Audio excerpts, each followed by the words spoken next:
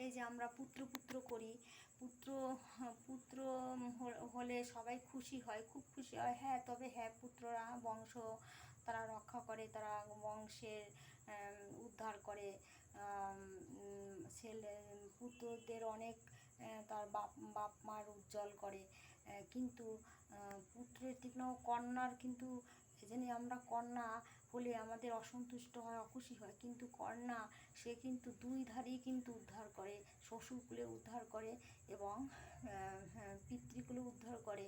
হ্যাঁ, তাই কন্যা একটা কন্যার যদি ভালো সুপাত্রের কাছে দান করতে পারে, সেই যে কত পুণ্য হয়, কত পুণ্য হয়। চিত্রগুপ্ত তিনিও সেই শেষ করতে পারে না পুণ্যের। তাই এই জন্য সেই রকম সেই রাধা অষ্টমী যে পালন করবে তার সেভাবেই পূর্ণ হবে। সেই কন্যা যেমন দান করে সে অধিক পূর্ণ হবে এই রাধা অষ্টমী পালন করলে পরে।